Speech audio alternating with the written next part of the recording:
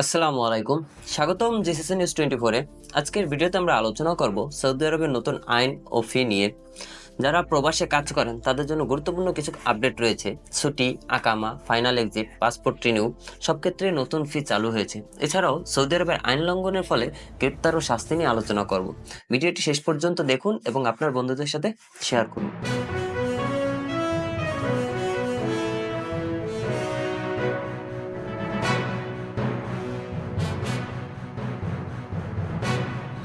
প্রথমে আসি ছুটির জন্য নতুন ফি। সৌদি আরব সরকার নতুনভাবে ছুটি নেওয়ার জন্য ফি নির্ধারণ করেছে।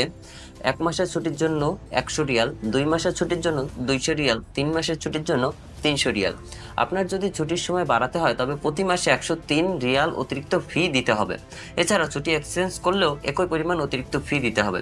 এই নিয়মটি কার্যকর হয়েছে 1 জানুয়ারি 2024 থেকে।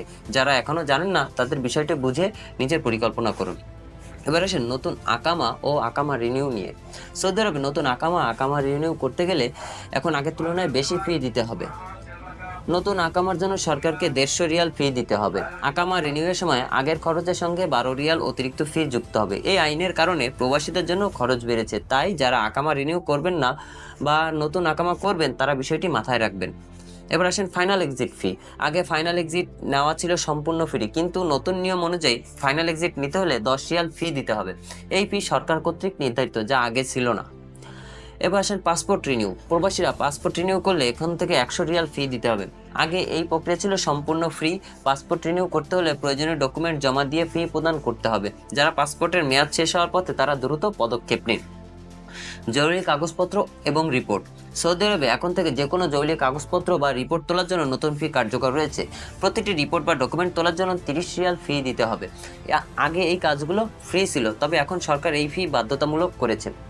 আইন লঙ্ঘনের জন্য কঠোর শাস্তি। সৌদি আরবে সাম্প্রতিক সময়ে আইন লঙ্ঘনের কারণে 15 জন প্রবাসী গ্রেপ্তার করেছেন। তাদের মধ্যে কিছু প্রবাসীকে রিপোর্ট করা হয়েছে, কিছু প্রবাসীকে জেল এবং বড় অঙ্কের জরিমানা করা হয়েছে। যারা ডিপোর্ট হয়েছেন তারা কখনো সৌদিতে প্রবেশ করতে পারবেন না। এ ধরনের কঠোর শাস্তি সৌদি আরবে আগে দেখা যায়নি। তাই প্রবাসীদের অনুরোধ করব, অবশ্যই আইন মেনে চলুন এবং ভুল কাজ থেকে দূরে থাকুন। ফ্লাইট এবং আবহাওয়ার সতর্কতা। বর্তমানে সৌদি আরবে আবহাওয়ার অবস্থা খুবই খারাপ। প্রচুর কুয়াশার কারণে অনেক ফ্লাইট বিলম্বিত হচ্ছে। এয়ারলাইন্স কর্তৃপক্ষ যাত্রীদের ফ্লাইটের সময় নিশ্চিত করতে বলেছে। যারা ফ্লাইটের অপেক্ষায় আছেন তারা অবশ্যই এয়ারলাইন্স বা ট্রাভেল এজেন্টের সঙ্গে যোগাযোগ করবেন, নাহলে কিন্তু আপনি সমস্যায় পড়তে পারেন।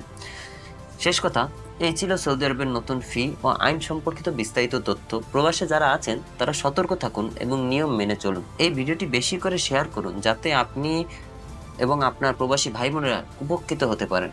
ধন্যবাদ সবাইকে। জিসিসি নিউজ 24-এ আরও নতুন তথ্য নিয়ে আমরা হাজির হব। সেই পর্যন্ত অপেক্ষায় থাকুন। সবাই ভালো থাকবেন, সুস্থ থাকবেন। আল্লাহ হাফেজ।